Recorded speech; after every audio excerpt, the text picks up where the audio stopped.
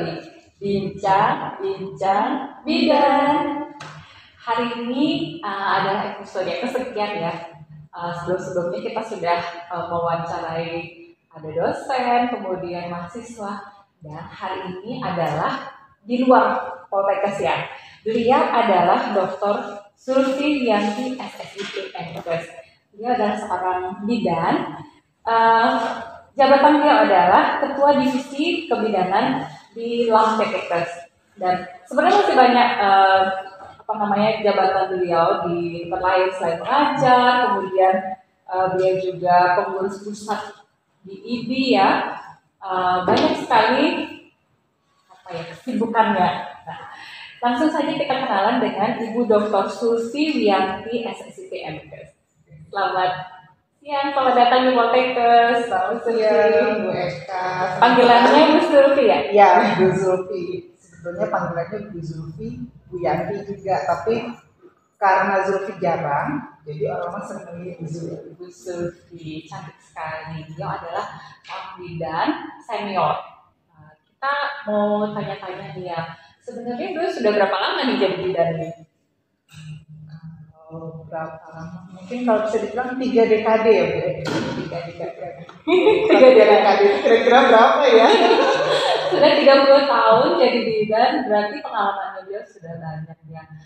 Bisa nggak sih Bu Zulfi cerita, sekarang kan sudah sibuk nih. Sebelum sesibuk sekarang ini jadi bidannya gimana Bu? Karirnya itu saya sejak tamat dulu pendidikan D1 kebidanan, itu saya bekerja di rumah sakit 5 tahun. Dan memang langsung itu menangani pasien-pasien melahirkan, kemudian hamil, nifas, dan memang menjalani profesi bidan praktisi di masyarakat. Berarti di rumah sakit di mana Bu?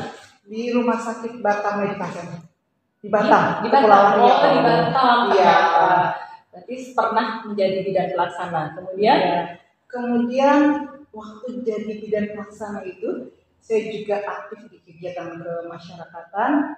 Jadi saya aktif di kegiatan untuk meningkatkan kesehatan reproduksi perempuan. Artinya jadi konselor waktu itu untuk pencegahan HIV/AIDS yang waktu itu tahun 97-98 itu lagi baru mulai awal-awalnya, dan sempat ikut penelitian juga waktu itu dari tim peneliti untuk mulai ya Bu ya. Sudah mulai jadi peneliti, sudah jadi pelaksana. Kemudian sekolah lagi Bu? Sekolah lagi. Jadi tahun 1999 saya sekolah lagi diploma 3 kebidanan. Nah waktu itu namanya jalur khusus ya. Iya. Karena sudah pegawai, sudah pernah bekerja dan memang sudah ada basicnya bidan D1. Iya, kemudian setelah lulus diploma 3 kebidanan, saya merasa saat itu gimana saya pengen berkarir di pendidikan. Setelah itu sekolah lagi dong. Setelah itu sekolah lagi. Saya lulus dari diploma 4 kebidanan di UGM Yogyakarta tahun 2004. Kemudian baru berkarir di pendidikan. Sekolah lagi S2. Jadi kata teman-teman hobinya sekolah. Setiap kayaknya jeda sebentar aja langsung sekolah ibu. Iya, nah itu tuh luar biasa namanya. Karena dari D4 mau D4 terus ke S2 itu sambil sekolah, sambil juga praktisi. Saya punya TPB, punya tempat praktek dan jadi memang langsung melayani masyarakat. Ya, langsung. Jadi itu pengalamannya luar biasa. Ada di tengah komunitas ya. Jadi dulu di rumah sakit, setelah itu di masyarakat. Langsung melayani masyarakat dengan berbagai macam kasus unik ya. Kasus unik yang kadang-kadang senyum, kadang-kadang bikin nangis, kadang-kadang gerung, berbagai macam. Tapi bisa belajar dari itu ya. Pastinya membuat kita kaya dengan pengalaman itu ya. Setelah itu S2, kok motivasinya tinggi sekali setelah di S3 nih? Iya, jadi setelah selesai S2 itu merasa saya pengen jadi researcher, pengen jadi peneliti, dan merasa bahwa saya ingin nambah pendidikan lagi yang mendalami tentang penelitian. Tentunya mesti ambil S3. Nah, berarti jejak pendidikan itu yang membuat Ibu apa ya, dari pelaksana kemudian jadi peneliti, sempat pengajar juga ya di kantor, kemudian sekarang ini dengar-dengar di Lampetekes ya, udah beda lagi di Lampetekes. Kegiatannya Ibu apa sih di Lampetekes itu? Ternyata tahun 2020 saya diberi tugas untuk menjadi kepala divisi di Lembaga Akreditasi Mandiri Perguruan Tinggi Kesehatan, dan itu semuanya tentang mutu, bagaimana meningkatkan mutu pendidikan, pendidikan kesehatan. Nah, karena apa? Karena saya di divisi kebinaan, tentunya mutu pendidikan kebidanan. Iya. Terus kalau ditanya apa masih sempat ya melakukan praktek kebidanan pasti. Ternyata untuk saat ini memang tidak seperti dulu waktu masih jadi dosen, masih sempat nih megang pasien, tapi sekarang memang lebih banyak ke institusi ya, lebih banyak pekerjaan manajerial. Ya. Kalau bidannya turun pelang atau didelegasikan ke orang, Bu? Jadi kan memang ketika kita buka peluang tiap 5 tahun harus mengurus SPB. Ya. Jadi tahun 2014 ketika untuk mengurus perpanjangan yang ketiga, saya sering ninggalin tempat praktek mandiri. Jadi kalau pasien ke rumah saya nggak pernah datang, saya memutuskan untuk ya sudah, saya tidak bertanggung jawab. Ketika pasien cari saya nggak ada, mereka kembali dengan kecewa. Kayaknya ya sudah, akhirnya saya tidak perpanjang lagi. Ya, padahal customer yang sayang banget ya sama Aping ketemu Bu Bidan gitu. Iya. Kadang-kadang ya itu pasien kecewa pulang, jadi sekali dua kali saya pikir akhirnya jadi daripada mengecewakan masyarakat, turun pelang sementara. Moga-moga nanti saya masih bisa buka praktek lagi. Jadi banyak teman-teman yang kalau S3 nih ada juga yang tidak turun pelang, tapi merekrut teman-teman bidan yang apa ya, punya waktu apa ya, jadi pelaksana ya. Moga-moga nanti bisa dilanjutkan kembali ya. Nah, kalau Bu Sulfi ini kan pasti dong namanya juga pendidikan kebidanan di seluruh Indonesia nih. Sebulan itu pasti dari sekolah kebidanan di Bali, mungkin kayak sekarang kita di Bali, terus kemana-mana gitu. Menurut Bu Sulfi, pendidikan kebidanan dari Sabang sampai Merauke itu seperti apa, Bu? Apakah mirip-mirip ataukah ada perbedaan mutu?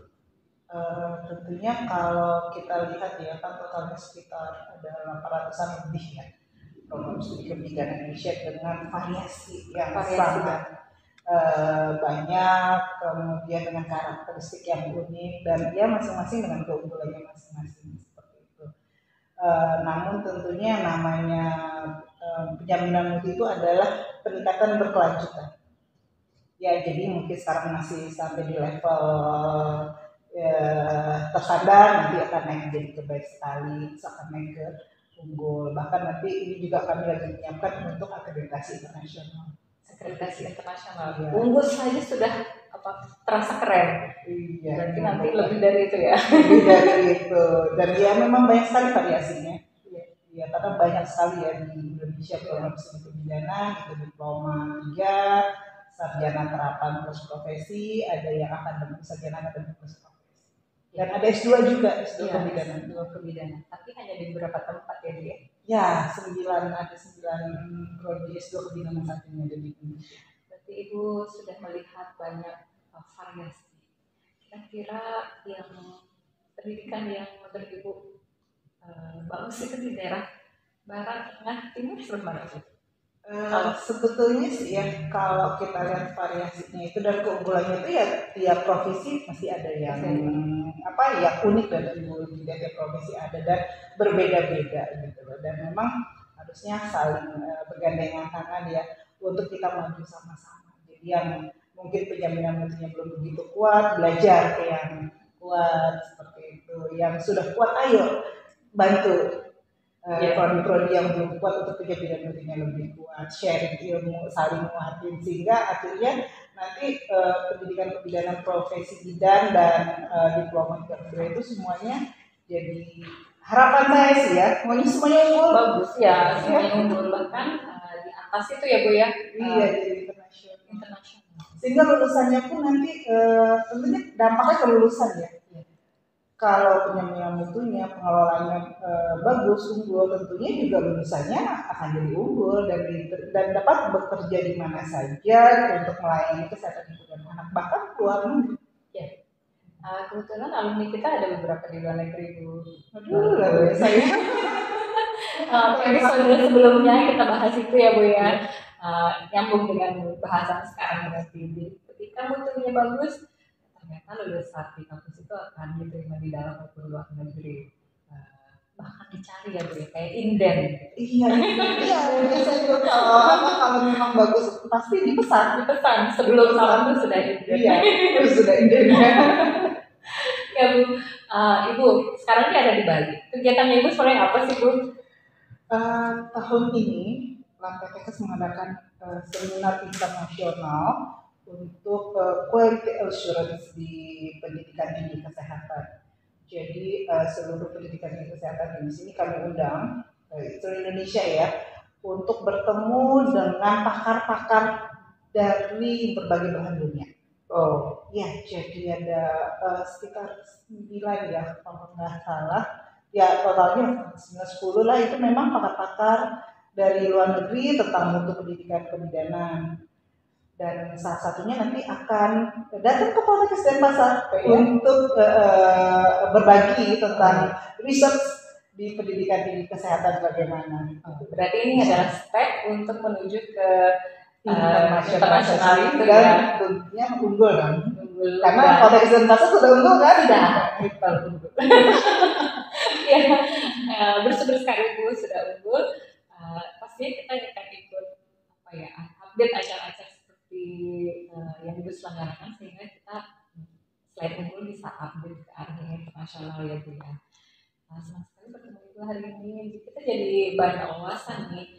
Ternyata ketika kita berkarya sebagai bidang pelaksana, kita bisa menjadi something ya Bu ya, nggak cuma bidang pelaksana, bisa jadi dosen, bisa jadi peneliti, bahkan jadi konselor, bisa di masyarakat, mungkin bisa jadi DPR juga ya Bu ya. Kebetulan ini yang diundang adalah beliau yang dari LAMPTKes, nanti siapa tahu kita undang DPR yang basicnya bidang gitu. Amin, moga-moga nanti ada perwakilan kita di DPR RI ya yang untuk memperjuangkan satu bidang, yang kedua tentunya kesehatan ibu dan anak. Ketika ibu dan anak sehat, biasanya negara kita jadi insya Allah jadi kuat. Karena itu salah satu indikator SDGs gitu ya Bu ya, indikator SDGs dan juga pilar negara. Betul. Jadi sebuah pilar dan harus unggul, harus kuat Ibu ya. Ibu sesibuk ini, sepadat ini waktunya, gimana caranya mengatur waktunya Bu? Still buat kita nih. Mengatur waktu memang harus disiplin sama waktu, kemudian tidak mudah-mudah pekerjaan. Jadi semua pekerjaan itu ya kalau bisa diselesaikan ya saat itu diselesaikan. Kemudian ini sih yang pertama, begitu bangun pagi bersyukur sama Tuhan kita masih diberi sehat, kita masih bisa berkarya, dan itu jangan lupa satu, tiap hari harus ada yang dihasilkan. Tiap hari harus ada yang dihasilkan. Paling tidak dapat tambahan ilmu satu, atau kita bisa berbagi ilmu sama teman satu. Itu kuncinya. Baru bangun harus bersyukur atas segala rahmatnya, karena ketika kita bersyukur ternyata hal-hal baik akan datang selama satu hari ini ya Bu ya. Kemudian sharing, karena sharing itu semakin banyak sharing akan semakin banyak juga yang akan datang. Jadi prinsip take and give ya Bu ya. Ketika kita mendapatkan, kita juga harus memberikan kepada lingkungan kita di sekitarnya. Saya yakin ibunya banyak sekali nih sharingnya ya, nggak cuma kalau di dosen sharing ke mahasiswa. Kalau LAMPTK sharingnya lebih luas lagi ke pendidikan kebidanan. Jadi kalau ketemu ibu hamil juga sharing. Jadi memang jiwa bidan itu tetap melekat ya. Jadi kadang lagi di pertemuan terus ketemu yang hamil itu otomatis pegang perut atau ngasih ya Bu bidan sukanya ngasih nasihat. Sudah berapa bulan? Terus sudah ayah cek kemana, asam sholatnya udah belum, atau sudah ya udah, mungkin gitu ya. Bu Sulfi ada nggak sih apa ya nasihat buat ini yang penonton ini banyak kan mahasiswa bidan gitu. Nah, apa sih yang apa trik-trik supaya sukses yang seperti Bu Sulfi? Harus punya mimpi. Ya, harus punya mimpi. Kenapa?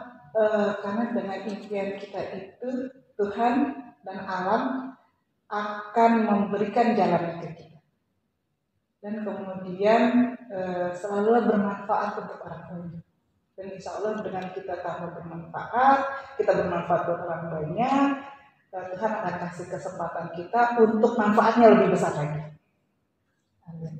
Jadi harus bermimpi, mimpinya yang besar dan setiap hari kita pikirkan.